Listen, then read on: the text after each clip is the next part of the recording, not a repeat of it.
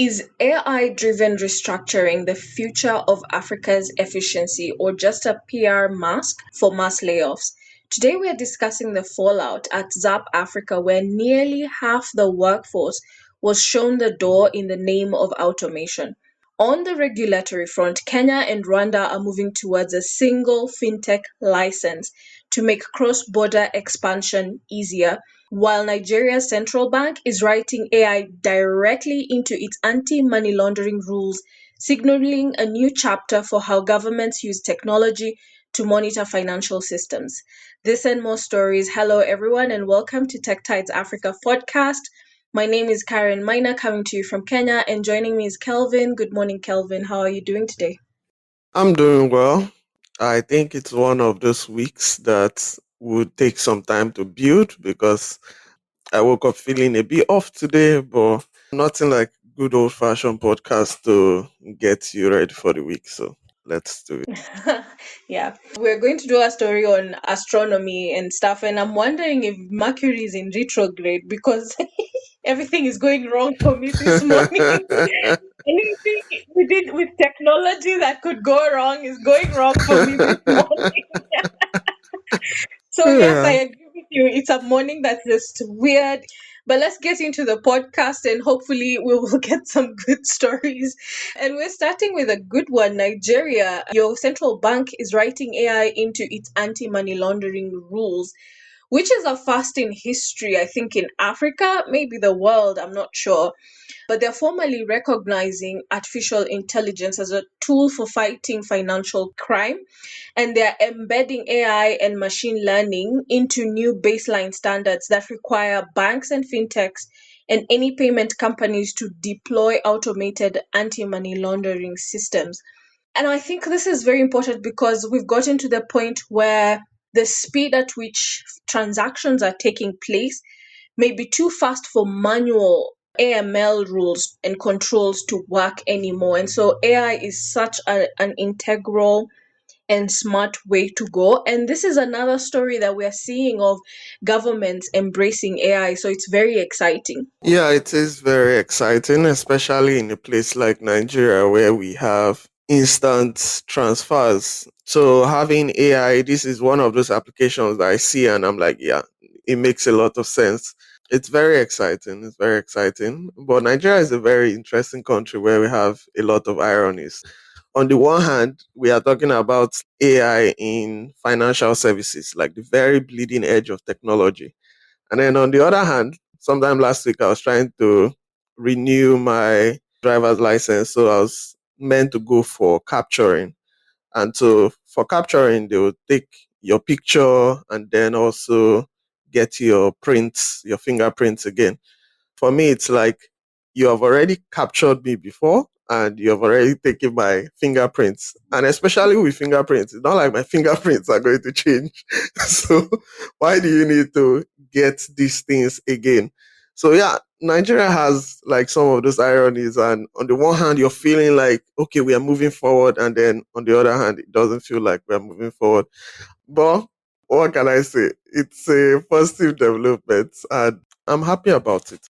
Yeah, and I think that as a continent, there are two major countries, maybe three, that are known as hubs of crime when it comes to anything technology. One of them is obviously Nigeria, and then we have Kenya. It's also a hub. I'm not sure whether South Africa is one as well. And for a very long time, Nigeria was on the grey list of the Financial Action Task Force. And I'm seeing that you guys were removed in 2025 because you're strengthening your anti-money laundering rules and you're improving transparency in your financial systems. And I think this is a step in that direction. I think it's important for us to be able to create standards and policies that align with international cybercrime and financial crime rules because these standards have been tested and they seem to work. So I do think that, as you said, is a really great step for you to strengthen your ability to detect and report money laundering, terrorism financing, all that. It strengthens you as a country, especially because You're among the big four countries in Africa. And so, as we're strengthening our technology space, we also want to be very transparent in how our finances are moving. That creates a lot more confidence for our startup founders. It's important that we create these rules and regulation around, especially fintech, that is moving very, very quickly. So this is quite good. I think a few days ago I was trying to transfer some money from my bank to one of these fintech applications. Because the name on the bank was different from the name that I had on the fintech application, the money got reversed. So they now told me that now there's a new rule that if you're sending to that particular fintech service, you have to send from your own account. When that happened, I felt like it has to do with a trend that we're seeing last year, and I think late part of 2024, where people would do some frauds and then start sending to multiple random accounts. So it feels like one of those measures that they're trying to do to tackle that particular case. I don't know, maybe there are other thoughts behind it. But yeah, we are beginning to see more and more of these applications to tackle fraud because I mean, even on the podcast last year, we talked about a lot of banks were hacked and things like that. So it's good to see an application of AI here. This is one of those things that fits well with what AI can do. I believe in the long term, it's something that we will gain value from. Okay, moving over to Kenya, or should I say East Africa. Kenya and Rwanda are moving towards a single license for cross border fintech expansion. And this is a very, very interesting development, especially for fintech in the region. It's the idea is that if you're a fintech that is operating in one of those countries, then you would automatically be able to operate in the other country just by having a single license. This makes a lot of sense. It makes a lot of sense because for fintech now, if you're building a startup in Nigeria, for example, if you want to expand to Kenya, then you have to get licensed in Kenya. If you want to expand to Rwanda, then you have to get another license for that.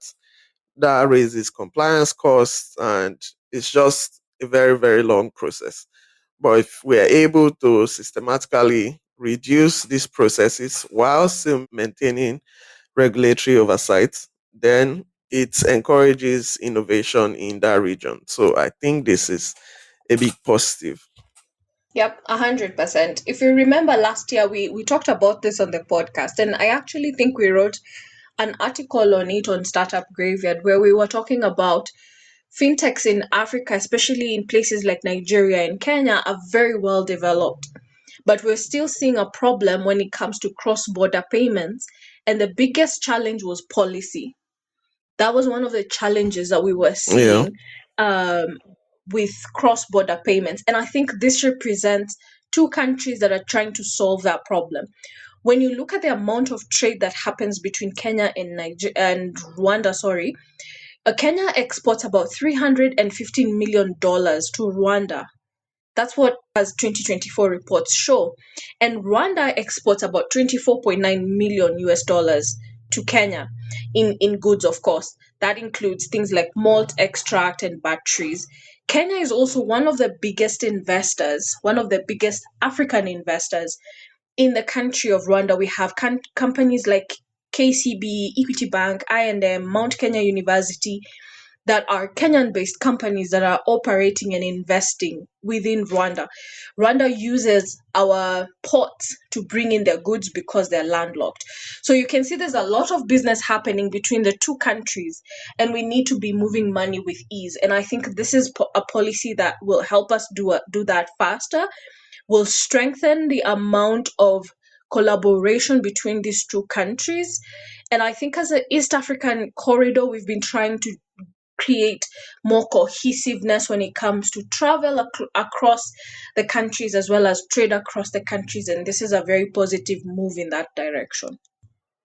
Moving on to the next story, Zap Africa has laid off 44% of its workforce in an AI driven restructuring. I was shocked they moved from 18 employees to 10 employees, which shows me that already they were working with a very lean team. They've leaned it out even more. The layoffs reflect a broader restructuring trend in the technology world. Most companies across the globe are embracing automation tools and replacing manual operational roles. So we're seeing a shift in demand towards AI literate operators and engineers across the space. Yeah, like you said, it reflects a broader trend that we are seeing. 2 weeks ago, at this point, the former CEO and founder of Twitter and these days X laid off in his new company called Block. He laid off, I think it was 4,000 out of like their 10,000 employees. We have seen a number of other companies globally doing this as well.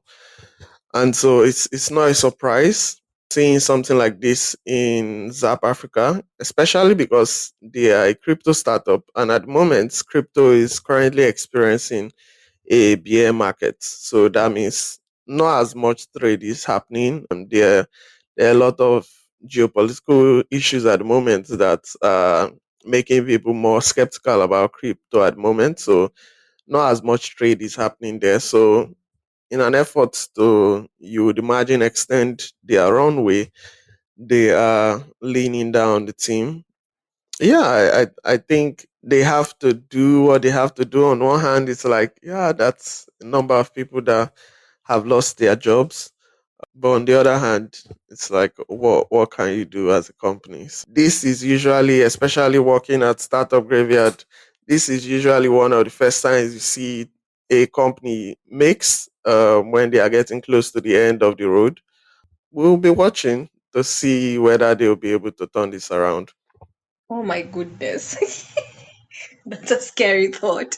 Interesting insight that this is usually the beginning. So we will definitely be looking out for them. I do think it's a worrying trend for a lot of young Africans. I always think about both sides, the startups themselves. I think there's a lot of economic pressure. There's a lot of pressures right now when it comes to startup founders. And I do agree that one of the first moves that companies make, not just startups, but companies across the globe, when they're starting to fail, the first thing we see is employees being let go. However, we are also seeing, as I had said earlier, demand shifting towards AI literate operators and engineers. So a lot of companies will continue to restructure around lean AI enabled teams. We're seeing things like the solopreneur becoming a lot more commonplace because automation is easier with AI. So non-technical operational roles may continue to shrink as automation improves. And I do think that that's a place for young people entering the market, because a lot of times startups will hire younger people to ensure that they are AI literate, that they understand how to use AI agents, that they understand how to automate their work as much as possible, so that they are most likely, we will find more departments working one person with AI agents helping a lot of it. That may take time. It also seems like it may not take as much time as we were hoping it would. So it's always good to be prepared. Yeah, I don't think, from what I'm saying, I don't think it would take as much time as even I anticipated sometime last year. I think the technology is moving very quickly, and sometimes it's very scary when you think about it. It's like, would I really be useful at some point?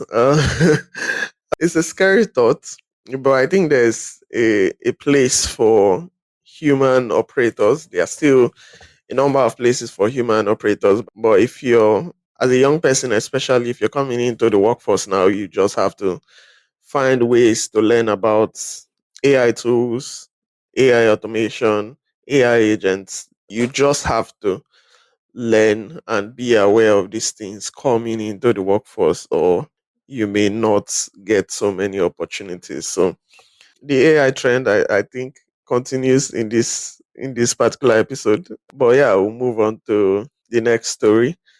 MultiChoice has decided to shut down Showmax after 11 years.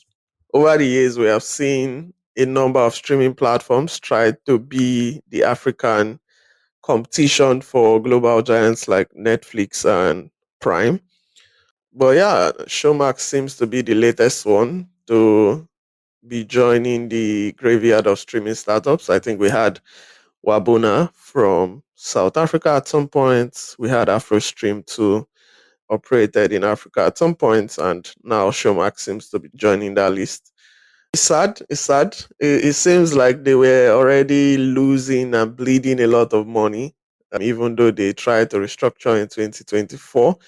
I know they made a lot of noise about the rebranding and restructuring. I know because I'm a Showmax customer. Yeah, it seemed that didn't work out for them, and they're about to shut down the service. Yeah, it's really sad. Everyone who has ever listened to me knows how much I rattle on about the African story being told by Africans themselves. And I am also a client of Showmax, and one of my biggest hopes was that we would see more African stories show up, more Africans consume more African stories. I think one of the things I love the most about Nigeria is that you people create your own things and consume them, right? It's very different from Kenya. Kenyans prefer consuming international content as opposed to Kenyan content. Most Kenyans, if you look at the trends, and that's very different from Nigerians, if I am not mistaken. And I think it's why your content industry, your entertainment industry is flourishing. It's a sad story to see because it's also very difficult to compete with giants like Netflix, who seem to be killing it right now. They're producing their own movies, and their movies are doing really well. I am a Bridgerton fan. I have watched quite a number of other movies that they have produced. They seem to have the income and the talent for creation of content and also for the distribution of it. So I do think that it's a very tough market to compete in. Independent streaming platforms will probably struggle because they don't have the scale and they don't have unique content ecosystems. There's also the problem of Africa in terms of monetization models. Most people in the on the continent may not pay for those higher subscription fees. Whereas with Netflix, because they're international, they have a lot of people who are able to cover that. So those are some of the challenges that I think Showmax came across. And I wonder if perhaps the answer is independent streaming platforms partnering with very dominant content distribution giants. I wonder if that is the answer. But it's a very sad story to see because I have been a client of Showmax for quite a while. I think they just had too many challenges. Yeah, I mean, when you look at the losses over the last 3 years, something like $428 million. I mean, it's quite a lot. So there were a lot of structural and operational challenges that they had. To go back to something you said earlier, Nigerians do consume things built by Nigerians in some areas. For example, in entertainment, that's movies, music. But in other areas, for example, when you talk about food, we import a lot more than we produce in that area. So I think it just depends on the area that you are referring to when it comes to consuming our own content. But going back to Showmax, another element of the story that I saw while I was doing some research was that Canal Plus, which is the other global player that just acquired MultiChoice a couple of months ago now, they were always going to shut down Showmax, apparently, because they have a streaming policy where they don't necessarily compete with people like Netflix and Amazon Prime. So if you check, they have like subscription plans that bundle things like Netflix, Amazon Prime, HBO, and other streaming services. So They are not trying to compete with them. They try to bundle them as Canal Plus subscriptions. That seems to be a conflict with Showmax, that is a direct competitor with these services. So something was always going to have to give, and even without the losses, which are quite significant, it seems that they were always going to shut Showmax down, or maybe turn it into another bundle since they like bundling services. So Yeah.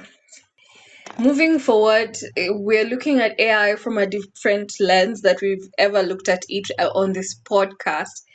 It's entering scientific infrastructure. The UK and South Africa have an observatory program where they are bringing in AI.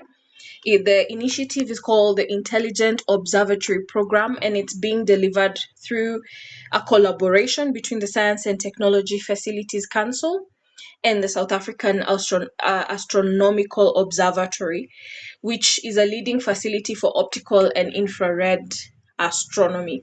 So the aim of the AI is to manage the telescope scheduling, to automate observation workflows, and to process large astronomical data sets. For example, if a star, I think, blows up or something of the sort, the AI is able to detect and read any data that shows up.